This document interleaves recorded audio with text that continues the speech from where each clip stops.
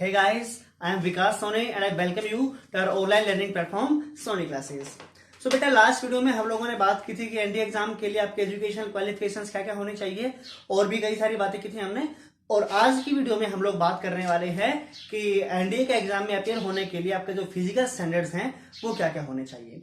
तो बेटा उसके लिए आपको बता देता हूं कि जो मिनिमम हाइट है, मिनिमम हाइट कितनी होनी चाहिए आपकी। बेटा मिनिमम हाइट एनडीए एग्जाम के लिए जो आपकी नेवल विंग है, नेवल विंग के लिए आपकी मिनिमम हाइट होनी चाहिए 157 सेंटीमीटर, ठीक है। और एयरफोर्स विंग के लिए थोड़ी सी अलग कंडीशन है इसकी। एयरफोर्स विंग के लिए मिनिमम हाइट होनी चाहिए आपकी 62.5 सेंटीमीटर, ठीक है जी। और इसी के साथ कुछ ऐसी ट्राइब्स हैं हमारे पास, कुछ ऐसे एरियाज हैं, ट्राइब्स तो नहीं कह सकते हम उनको, हम बोलेंगे कुछ हमारे कुछ एरियाज हैं, ज्योग्राफिकल एरियाज हैं, वहां के लोगों के लिए हाइट के अंदर कुछ छूट दी गई है। जैसे कि जो गोरखा एरिया है, जो गोरखाज है, गोरखाज को हाइट के अंदर 5 सेंटीमीटर की छूट मिलती है। क्यों? क्योंकि उनकी जो मिनिमम हाइट है वो कमी होती है। गोरखाज आपने देखे होंगे, गोरखा की हाइट लगभग थोड़ी सी ना एवरेज जो हमारी नॉर्मल इंडियंस की हाइट है उसे थोड़ी सी कम हाइट होती है, तो उनके लिए ना 5 सेंटीमीटर का रिलैक्सेशन है। ऐसे ही जो बंदे लक्षद्वीप के रहने वाले हैं, लक्षद्वीप के रहने वाले हैं, उनके लिए हाइट के अंदर 2 सेंटीमीटर की छूट होती है। बेटा मैंने क्या बताया, नेवल एकेडमी के लिए जो नेवल विंग है एयर हमारी एनडीए के अंदर, उसके अंदर हमारे पास जो मिनिमम हाइट चाहिए वो है 157 सेंटीमीटर, और एयर फोर्स के लिए जो है वो कितनी होगी 162.5 सेंटीमीटर, ठीक है। इसके अलावा एक हाइट वेट का आपस में रेशियो होता है, वो हाइट वेट रेशियो मैं आपकी स्क्रीन के ऊपर भी लगा रहा हूं, उसकी फोटो भी आप उसका स्क्रीनशॉट ले लीजिए, आपको पता चल जाएगा कि हाइट वेट रेशियो एक्चुअल में आपकी जितनी हाइट है उसके अकॉर्डिंग आपके वेट का रेशियो आपकी एज के अकॉर्डिंग क्या होना चाहिए। एज के अकॉर्डिंग हाइट वेट रेशियो की जो एक फोटो है मैंने आपकी स्क्रीन के ऊपर लगाई हुई है, उससे आप देख सकते हैं। अभी जो स्क्रीन चल रही है देखिए, दोनों के लिए अलग अलग होगी। नेवल विंग के लिए अलग जो हमारे पास है वो अलग होगी, और जो आपकी एयरफोर्स विंग है उसके लिए मैंने अलग अलग, देखिए अभी एक फोटो चल रही है और अभी दूसरी फोटो चल रही है। अभी दोनों फोटो का स्क्रीनशॉट ले लीजिए, मैं दोनों फोटो एक बार दोबारा से लगा रहा हूं। अभी फर्स्ट फोटो चली हुई है आपकी स्क्रीन के ऊपर, इसका स्क्रीनशॉट लीजिए आप फटाफट। उसके अंदर आप देख सकते हैं आपके हाइट वेट रेशियो को। अभी सेकंड फोटो आपकी स्क्रीन के ऊपर चल रही है, आप इस फोटो का स्क्रीनशॉट ले लीजिए और आप इसके अंदर देख सकते हैं कि नेवल विंग के लिए आपकी क्या क्या होनी चाहिए, नेवी के लिए क्या क्या चीजें, हाइट वेट का स्टैंडर्ड्स आपके पास क्या क्या होना चाहिए, ठीक है। आप आई थिंक आप लोगों ने स्क्रीनशॉट ले लिया होगा। इसके अलावा जो बंदे पायलट बनना चाहते हैं एयरफोर्स के अंदर, पायलट बनने के लिए कुछ स्पेशल कंडीशंस भी दी हुई हैं इन्होंने पायलट बनने के लिए आपकी लेग लेंथ जो है वो क्या होनी चाहिए। पायलट बनने के लिए लेग लेंथ क्या होनी चाहिए, तो बेटा पायलट बनने के लिए जो लेग लेंथ है वो आपकी हो सकती है 99 से लेके 120 सेंटीमीटर तक। यानी कि अगर आपकी लेग्स की लेंथ 99 सेंटीमीटर से 120 सेंटीमीटर के बीच में है तो आप पायलट बनने के लिए एलिजिबल हो सकते हैं, उसके लिए आप अप्लाई कर सकते हैं। ऐसे ही आपकी जो थाई लेंथ है, आपकी थाई लेंथ बेटा जी क्या होनी चाहिए, इसकी थाई लेंथ वो होनी चाहिए आपकी मैक्सिमम 64 सेंटीमीटर। 64 सेंटीमीटर से जो बड़ी थाई लेंथ है वो नहीं होनी चाहिए। आपकी थाई लेंथ जो है वो मैक्सिमम 64 सेंटीमीटर तक हो सकती है। और इसी के साथ में एक कंडीशन इन्होंने और दी हुई है, वो है सिटिंग लेंथ। सिटिंग लेंथ का मीनिंग क्या होता है बेटा, कि जब आप बैठे हुए हैं, बैठे हुए पोस्चर के अंदर आप हैं, उस टाइम पे आपकी जो कंप्लीट हाइट है बॉटम से लेकर टॉप तक की, वो हाइट मैक्सिमम और मिनिमम दोनों के लिए उन्होंने कंडीशन दी हुई है।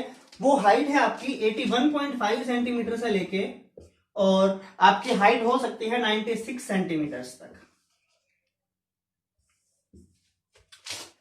पायलट बनने के लिए इन्होंने 3 स्पेशल कंडीशंस दी हुई हैं। 3 स्पेशल कंडीशंस का जिक्र इन्होंने किया हुआ है अपनी ऑफिशियल वेबसाइट के ऊपर ही, आप देख सकते हैं इनकी पे, कि लेग लेंथ सिर्फ पायलट बनने के लिए कंडीशन है। अगर आप बाकी कुछ भी बनना चाहते हैं आप आसानी से जा सकते हैं। लेकिन अगर सिर्फ पायलट के लिए आप अप्लाई करते हैं तो पायलट के लिए अप्लाई करने के लिए आपके पास क्या क्या फिजिकल स्टैंडर्ड होने जरूरी है कि लेग लेंथ है वो 99 सेंटीमीटर से 120 सेंटीमीटर तक होनी चाहिए, जो थाई लेंथ है वो मैक्सिमम 64 सेंटीमीटर तक हो सकती है, और जो सिटिंग लेंथ है आपकी वो 81.5 से लेकर 96 सेंटीमीटर तक आपकी हो सकती है।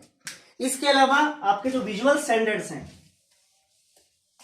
यानी कि आपकी आईज जो है उनकी क्या कंडीशन है वो मैं आपको बता देता हूं इसके अंदर। कि सबसे पहली बात तो ये है कि आप कलर ब्लाइंड नहीं होनी चाहिए। ये सिर्फ एनडीए के लिए नहीं, आप किसी भी अगर डिफेंस सेक्टर के अंदर जाना चाहते हैं तो ये कंपलसरी है कि आप कलर ब्लाइंड ना हो। कलर ब्लाइंड का मीनिंग क्या होता है, मैं आपकी स्क्रीन के ऊपर एक फोटो लगा रहा हूं, आपको इसके अंदर दो कलर से बनी हुई कुछ फोटोज दिख रही होंगी आपके अंदर। आपकी स्क्रीन के ऊपर मैंने 2-3 फोटो लगाई हुई है, आप देख सकते हैं, एक के बाद आपके पास एक फोटो आ रही है। यहाँ पे ग्रीन और रेड कलर के अंदर आपको कुछ शेप्स नजर आ रही होंगी, किसी में कुछ नंबर हो सकता है, किसी के अंदर कुछ और लिखा हो सकता है। कुछ लोग ऐसे होते हैं जो इन चीजों के अंदर फर्क महसूस नहीं कर पाते। जब दोनों कलर रेड और ग्रीन दोनों कलर एक साथ आते हैं, उनके अंदर फर्क महसूस नहीं कर सकते कि ये दोनों कलर अलग अलग क्या है, ऐसे लोगों को कलर ब्लाइंड बोला जाता है। तो इनके लिए स्पेसिफिक कंडीशन ये है कि आप कलर ब्लाइंड नहीं होने चाहिए। इसके अलावा नेक्स्ट थिंग जो है, आपकी आईज होनी चाहिए 6x6 से लेके 6x9। अभी आप पूछेंगे कि सर 6x6 और 6x9 का क्या मीनिंग है, तो वो आप आसानी से आपको बाद में एक वीडियो के अंदर बता दिया जाएगा। और आई से रिलेटेड जो कंडीशन है उसके लिए मैं आपकी स्क्रीन पे एक फोटो लगा देता हूं, आप उसमें समझ जाएंगे कि आपके जो, अगर आपने स्पेक्स भी लगाई हुई है तो कोई प्रॉब्लम नहीं है, लेकिन स्पेक्स के नंबर इन्होंने दिए हुए हैं कि वो नंबर क्या क्या हो सकते हैं आपके। 6x6 का मीनिंग क्या होता है कि उसे कोई चश्मा नहीं लगा हुआ, कोई स्पेक्स नहीं लगे हुए हैं। लेकिन 6x9 का मीनिंग क्या है कि स्पेक्स आपको लगे हुए हैं। उसके अंदर भी कंडीशंस होती हैं, कुछ क्या क्या कंडीशंस है कि 6x6 मीटर से जो चीज है वो आपको कितने डिस्टेंस से दिखती है, इसके बारे में आपको अलग से वीडियो बना के दिन समझाया जाएगा। लेकिन अभी आपके सामने जो स्क्रीन के ऊपर चार्ट लगा हुआ है, इसकी आप एक स्क्रीनशॉट ले लीजिए ताकि आपको पता चल जाए कि आपके पास कितने कितने आपके पास जो स्पेक्स के नंबर है वो कितने हो सकते हैं। इसके अंदर लिखा हुआ है कि जो नियर विजन है उसके लिए कितने नंबर हो सकते हैं आपके पास। दोनों नेवी और एयरफोर्स दोनों के लिए इसके अंदर अलग अलग से नंबर दिए हुए हैं, आपके स्पेक्स से कितने नंबर हो सकते हैं। इसके अलावा कुछ मेडिकल कंडीशंस और दी हुई हैं आपके पास। वो मेडिकल कंडीशंस क्या क्या है मैं आपको बता भी देता हूं कि आपके ईयर्स के अंदर वैक्स नहीं होना चाहिए, इनके कान हैं, कानों के अंदर मैल नहीं होना चाहिए। आपकी स्क्रीन के ऊपर मैंने फोटो लगाई हुई है, आप इस फोटो को देख के समझ सकते हैं। इसके अंदर 3-4 कंडीशंस दे रखी हैं कि आपको क्या क्या डिजीज जो है वो नहीं होनी चाहिए।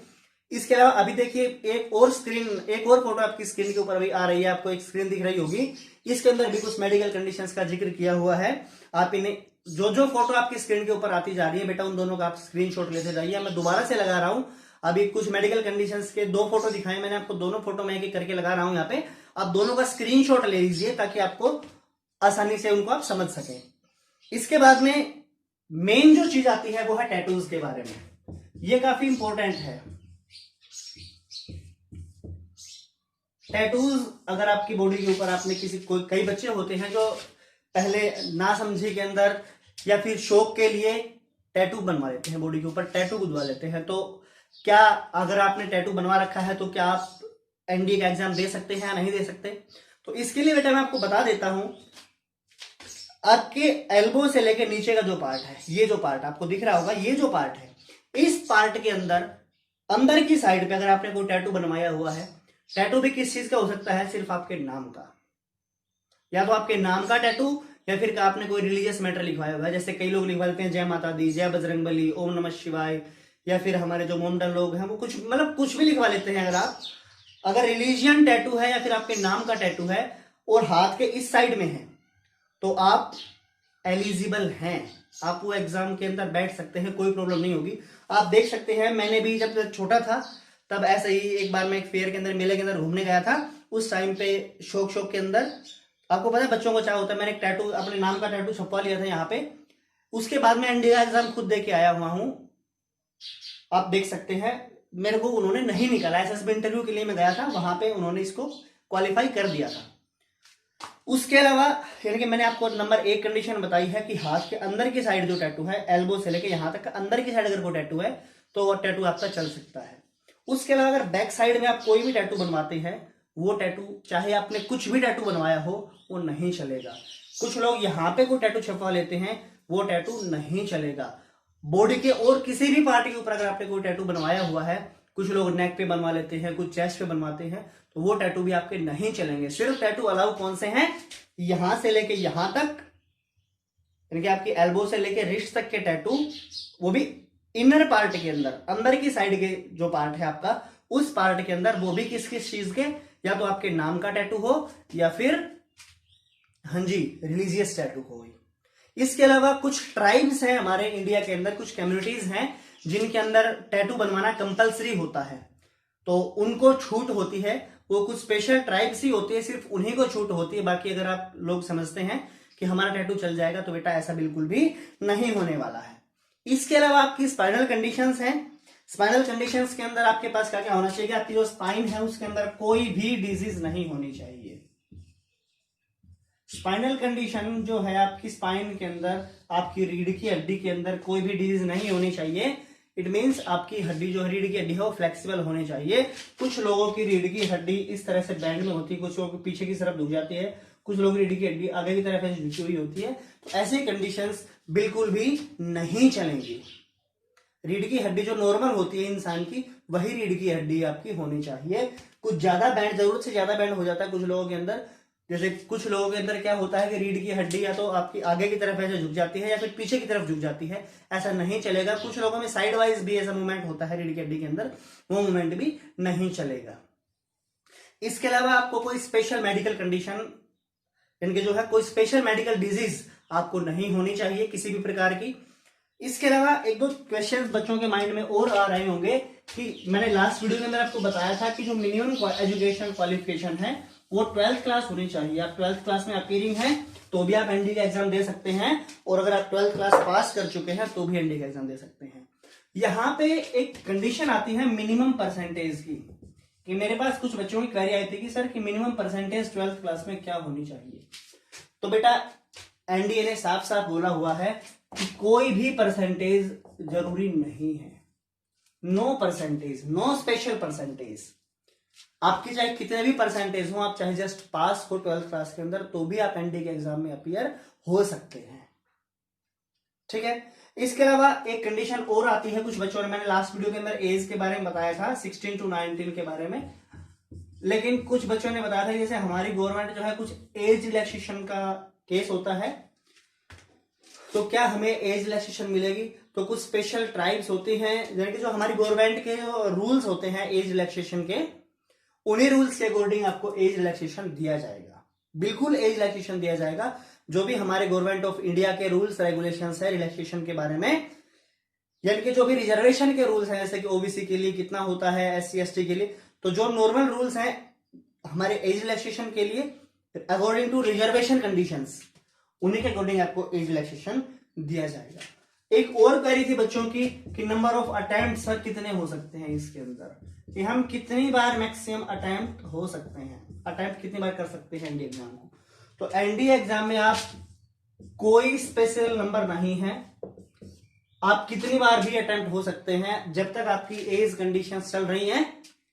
यानी कि मैंने क्या बताया 16 to 9 ईयर्स के बीच में जितनी बार भी एनडीए के आपके एग्जाम्स निकलते हैं, जितनी बार भी एप्लीकेशन फॉर्म निकलेंगे, उतनी ही बार आप एनडीए के एग्जाम के लिए अपीयर हो सकते हैं बेटा।